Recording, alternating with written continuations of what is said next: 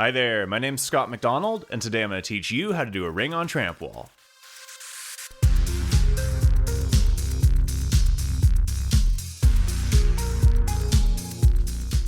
A ring is a horizontal, full-twisting return to the ledge out of a side drop.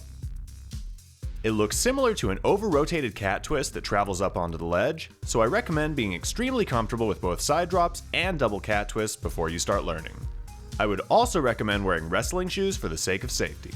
As a quick side note, ring is actually short for Ring of Fire. Years ago, Derek Aldridge and Andy Howard were training together while listening to Johnny Cash. When Andy learned a new trick, they decided to call it Ring of Fire, and here we are.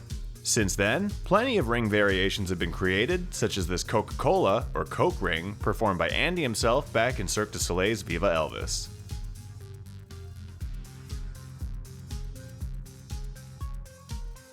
To do a ring, start by doing a side drop that lands just beyond the center of the bed. Just like you normally would, you'll direct yourself by aiming your outside leg up and over the corner, but in this case you'll actively leave your chest down and hips up as you leave the bed, set momentarily as you get airborne, then stay tight and wrap into a twist. Let your torso lift up slightly as you approach 1.5 twists. Once your chest is facing down towards the ledge, all you need to do is step down onto your second foot to finish the trick. If you twist left, you'll be landing on your right foot and vice versa.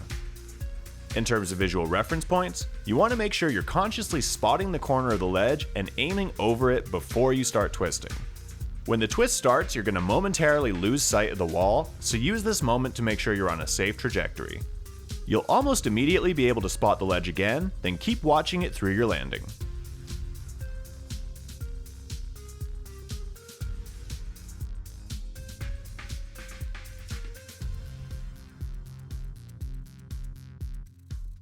Now that you understand how rings work, let's break them down into a few simple drills. Before we get into them, make your setup safer by covering the corner of the wall with a panel mat and matting the top of the ledge. This will make it much easier to commit to the trick, and this trick is all about commitment. First up, we have a drill I got from my friend Julian Kalari, currently performing in Cirque du Soleil's show, Hoya. For this one, you're going to over-rotate a side drop return and collapse into a roll to get the feeling of taking the landing further than you're used to.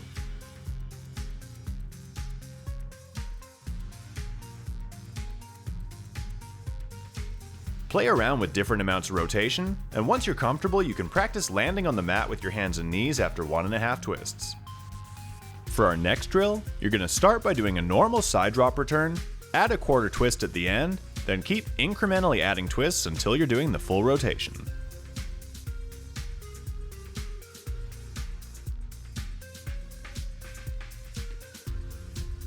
I would recommend learning the ring using just those two drills, but there are also a couple supplemental drills you can try that only use the trampoline. Just be aware that these feel much physically harder and more awkward to do than an actual ring because you don't get the same power or direction you would have if you jumped off the wall. Start by padding up the floor and the frame, then bounce low on your feet, drop to your back and do a ring onto the mat. Focus on leading with your lower body and keeping your legs extended.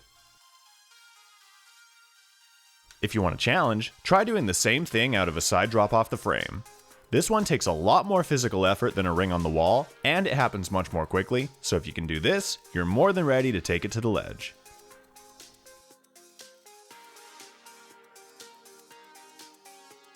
Let's explore the most common mistakes people make when learning rings, and how to either fix them, or just avoid them outright.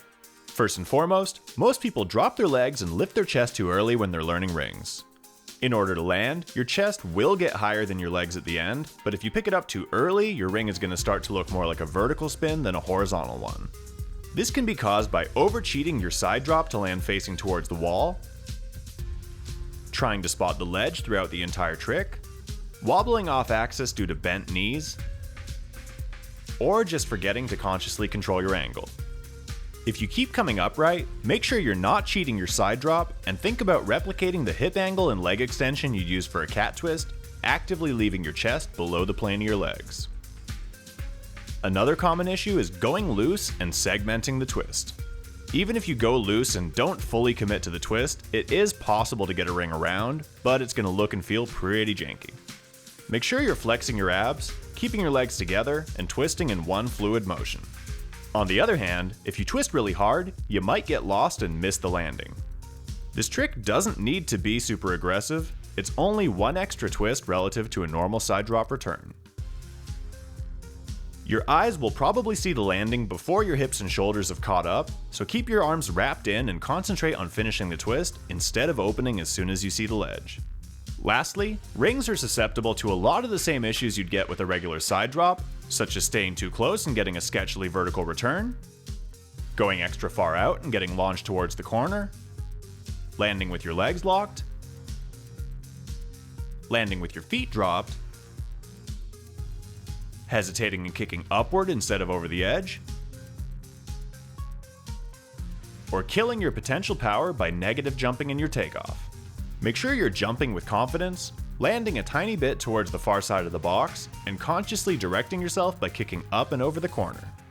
Anyway, I'm going to wrap things up now, but I hope this video gave you everything you need to learn rings. If you have any questions, just let me know in the comments below. As always, please like, share, and subscribe. If you're interested in lessons or workshops, message me on Instagram at Scott A. McDonald. And until next time, good luck, happy training, bye.